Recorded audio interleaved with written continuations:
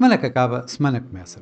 A semana que terminou foi uma semana, no mínimo, agitada, com reuniões de bancos centrais, principalmente o Banco Central Europeu e a Reserva Federal dos Estados Unidos, com muitos resultados empresariais a serem divulgados e ainda uma agenda económica bastante bem preenchida.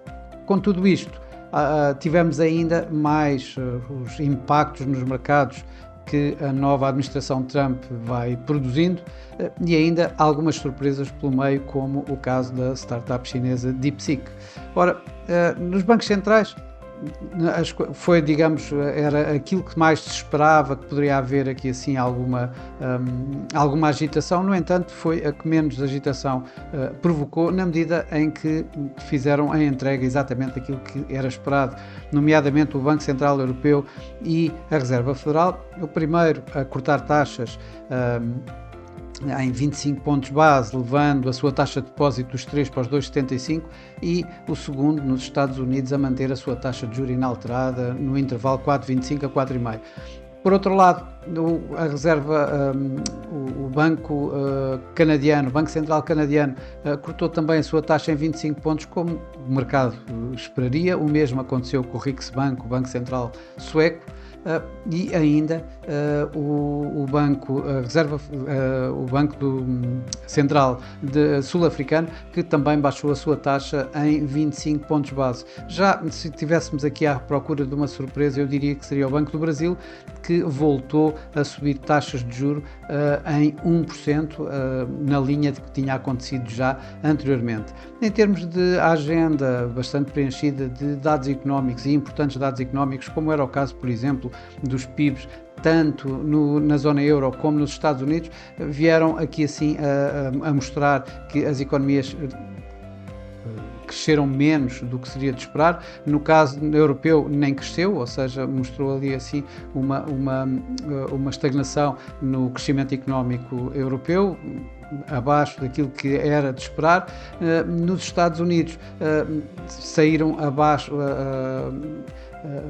o crescimento económico saiu também abaixo daquilo que era de esperar, mas isso também não teve grande implicação nos mercados, não houve, digamos, uma reação dos mercados, tal como não houve às principais empresas que apresentaram resultados. Grande parte desses mesmos resultados, a grande maioria, eu diria, que foram sempre acima do esperado pelos mercados, e também isso não teve um peso suplementar nos mercados nesta semana que passou. O mesmo já não se pode dizer logo no início da semana. O anúncio por parte da DeepSeek, uma startup chinesa de inteligência artificial, que veio dizer veio provar, digamos, de alguma forma, que com menos fundos e com menos recursos a nível de tecnologia de ponta, poderia atingir o mesmo do que outras empresas como a OpenAI, que tem gastos, investimentos bastante mais elevados do que a DeepSeek, com tecnologia de ponta que a DeepSeek chinesa não consegue ir buscar, e que mesmo assim os resultados são idênticos, se não mesmo melhor. Isto acabou por colocar aqui um peso grande nas valorizações bolsistas das empresas tecnológicas, e aí sim tivemos o primeiro grande impacto nos mercados, com uma queda acionista imediata considerável, nomeadamente a Nvidia, que registrou uma das maiores quedas diárias de uma única ação num dia. Mas de facto quem mais esteve presente praticamente toda a semana foi Donald Trump, entre ameaças e recuos sobre tarifas, entre anúncios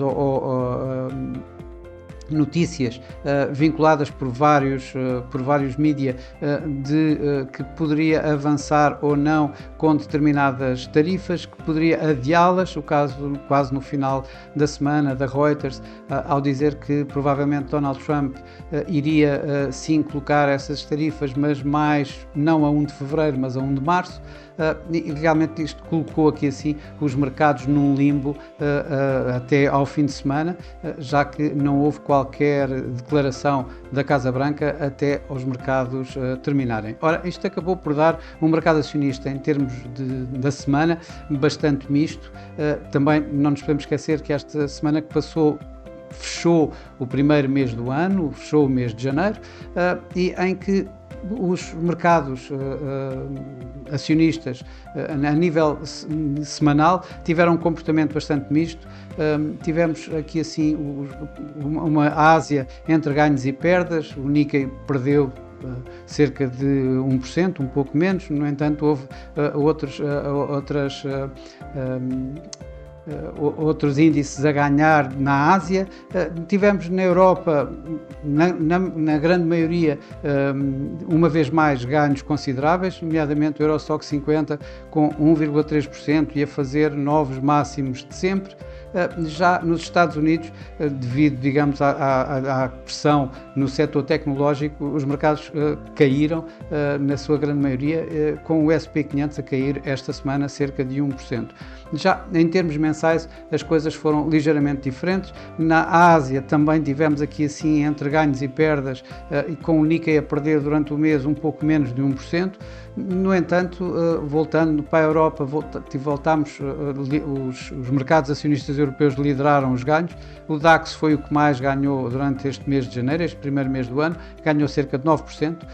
E o Dow Jones foi o que mais ganhou nos Estados Unidos, a ganhar 4,7% no mês de junho.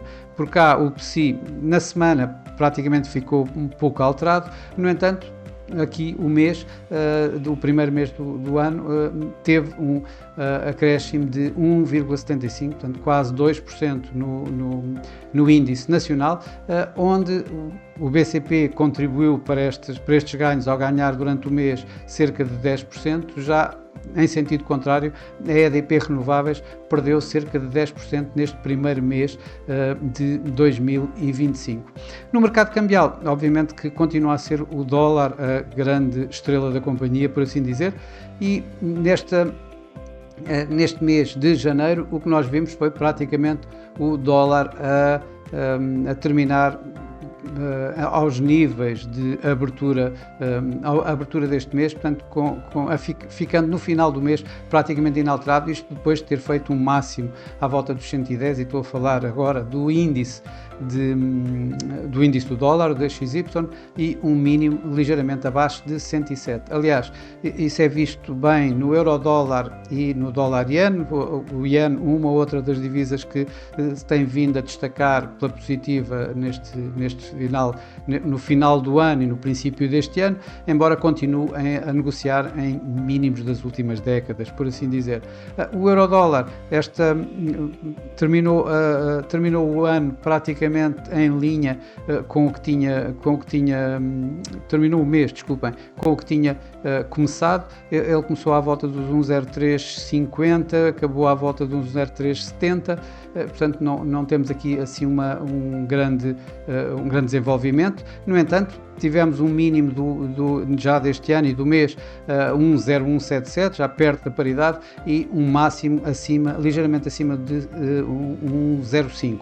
Já o dólar-iene, que começou à volta dos 157, acabou à volta dos 155, isto depois de quase ter chegado aos 159 como máximo, e um mínimo abaixo dos 154. Ora, nos mercados emergentes, obviamente, esta semana, com a história das tarifas, o México continuou a ser o grande perdedor e perdeu cerca de 2% nesta semana. Já o real brasileiro, inclusive com mais subidas de taxa de juros e fortes, acabou por ganhar aqui cerca de 1% durante esta semana. Também foram estas as divisas que mais e menos ganharam durante o mês de janeiro.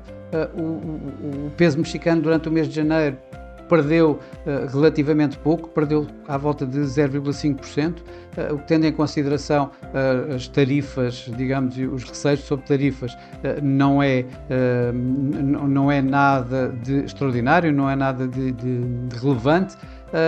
No entanto, temos que dizer que o peso mexicano está a negociar também em mínimos dos últimos anos. Já o real brasileiro ganhou este primeiro mês do ano, cerca de 5%.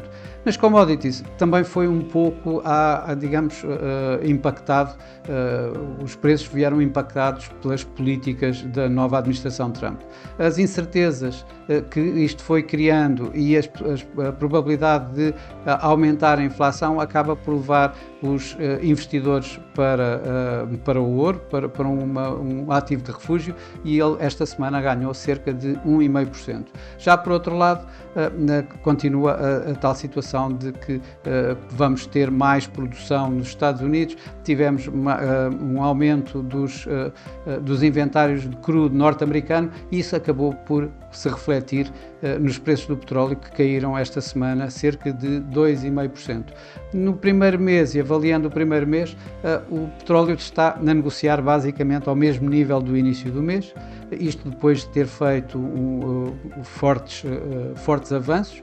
No entanto, o ouro é o que mais destaca, que ganhou neste primeiro mês de 2025, ganhou cerca de 7%.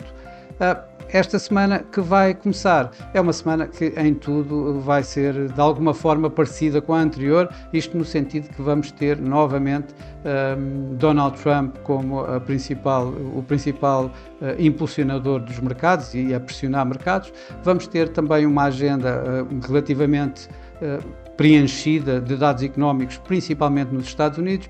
Vamos ter mais bancos centrais e vamos ter ainda a continuação da época de resultados, com mais uma série de fortes empresas a apresentar resultados esta semana. Mas começamos logo por Donald Trump, que este fim de semana finalmente acabou por lançar as suas tarifas, colocou as tais tarifas prometidas de 25% sobre o Canadá e o México, com 10% nas importações de produtos energéticos do Canadá, e na China 10% de tarifas aos produtos oriundos da China. Isto obviamente que vai continuar a ser discutido durante esta semana, até porque